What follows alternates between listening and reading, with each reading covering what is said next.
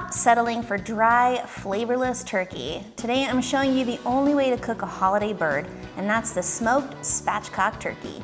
We're talking crispy skin, incredible smoke flavor, and meat so juicy you'll swear it's impossible. Now, the key to making the most perfectly even cooked turkey is the spatchcock method. You get your bird from the store or it's freshly harvested, whatever it may be, and you've got this round hunk of meat that you need to cook safely. Now, what poultry needs to cook to safely is 165. So these thermometers, they're usually popping about 180 degrees. We're gonna get rid of that.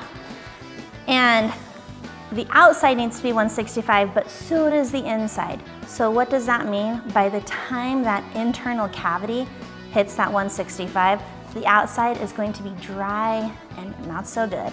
So we're gonna lay it flat. Turkeys usually come with some extra treasures, and take those out, but put them in the pan because we're gonna save those to help make our drippings, our gravy for later. But like, if there's any plastic components, cut those off. You're not gonna need those. Any extra skin that they may have left on there, I like to trim that off. But once again, we're gonna put it in our drip pan. So like I said, that internal cavity needs to hit 165, so we're gonna take that cavity out.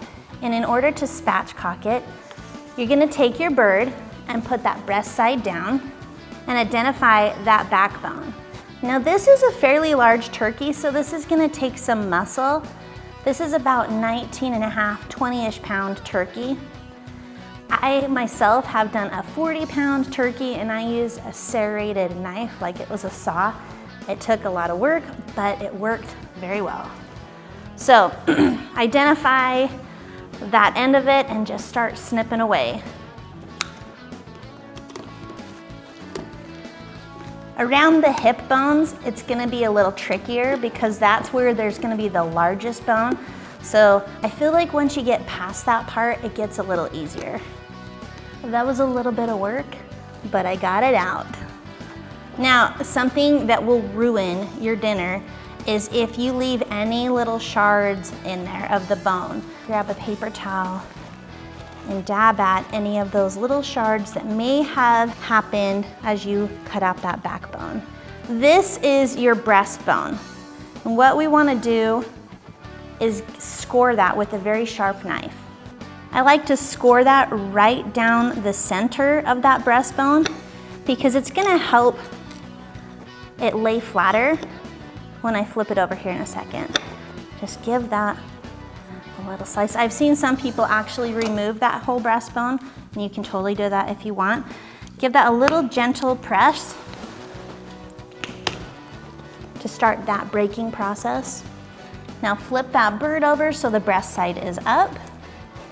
What I like to do to help me with this process is take the leg quarters and rotate them out, like so.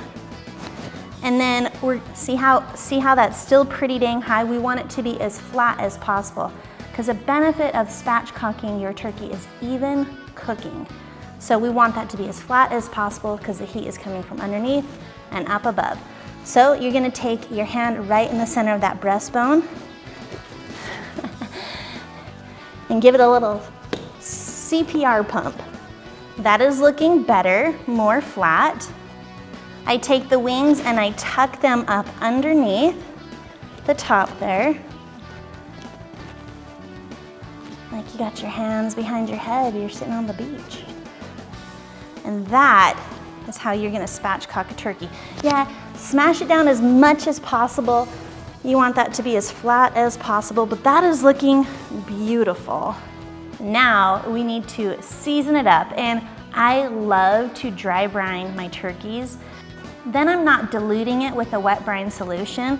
I'm gonna have a more concentrated turkey flavor with just the seasonings and of course, extra fat from the butter. To dry brine a turkey, what you would wanna do is take salt, simple kosher salt, but the way I love to dry brine is I'm taking a salty seasoning. And I'm going to apply about 1 teaspoon per pound. But you have to remember, A lot of this is not just meat. There is a lot of carcass involved in here. So 19 pounds, it's gonna be about 14 teaspoons of that salt that we're looking for in seasoning. That seems like a lot, but a bunch of it's gonna go in my compound butter. And then where the meat actually is, we're going to make a compound butter.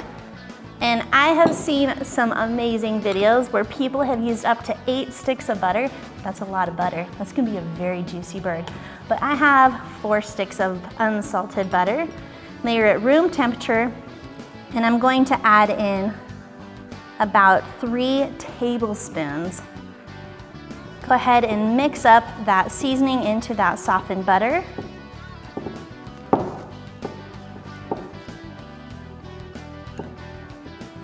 We've got our compound butter made, and that was 4 sticks of butter to about 3 tablespoons of the chicken stock.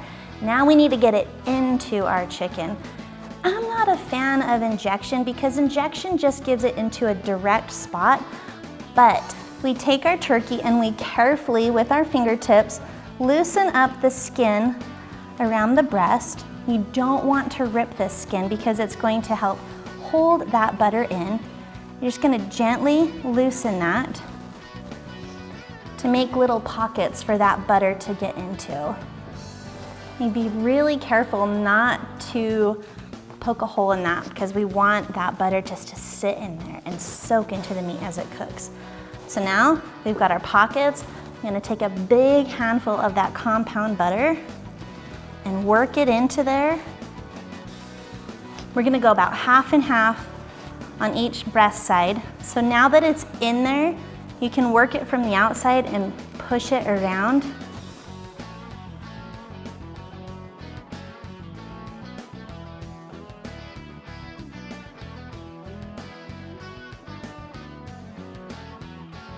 As you press that down in there, it will get kind of into that quarter meat as well.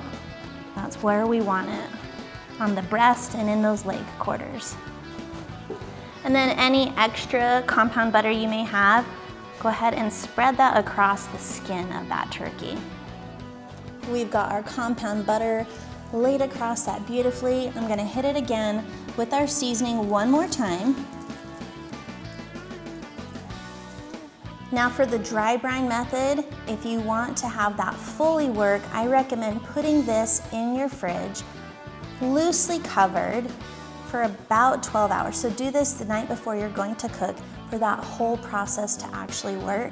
What that means is the salt is going to draw out the moisture of that bird, and then through reverse osmosis, it's going to pull those turkey juices with that salt back into it, denature the proteins, and make this a very tender, juicy turkey. You don't have to do that in order to have an amazing turkey, which we're not going to do today, but of course you always can. It can help the day of the turkey cook to do it the night before so you don't have to worry about all that prep, but we're just gonna throw it right in the smoker. Now, to get the benefit of the spatchcock, I want my turkey to be elevated. I don't want it to be flat on the bottom or anything like that, but I want to catch those drippings. So I have taken my oven cooking sheet out of the oven. I'm going to place my turkey above that pan that has all of the trimmings, the neck and the gizzards and all the things. Any of that butter, if it leaks out, it's gonna be caught in that pan and it's going to make the most delicious drippings that you can turn into gravy. So I highly recommend putting that catch pan underneath. You can even add a little bit of broth in there if you want so the drippings won't burn, but catch that goodness. Now it's time for the smoker. We're going to be using our Coyote 36-inch pellet grill to be cooking our turkey. Place that in the center. It's set to 325 degrees. A successfully cooked turkey is cooked to the perfect temperature. I'm gonna be using our ThermoWorks dot, and I wanna put that in the thick of the thigh.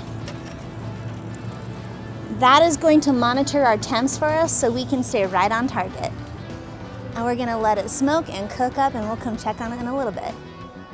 Okay, it's been about 3 hours. Now our 19.5-pound turkey is cooking at 325 degrees on our Coyote pellet grill.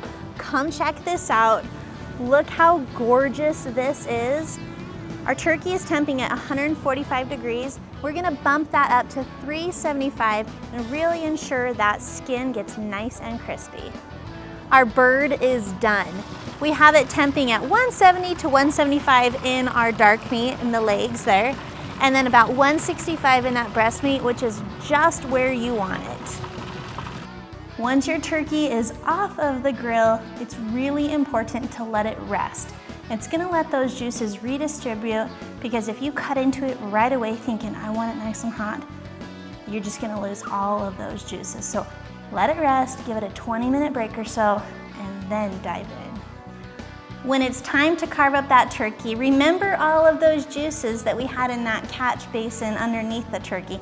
Well, strain those off and then carve your turkey right into the juices, and you're gonna have the most delicious, moist turkey you'll ever have. Enjoy, and make sure to go over to our website, www.barbecuepitstop.com, and find all of the ingredients and tips and tricks for how to make the perfect spatchcock bird, as well as all 5 of our locations.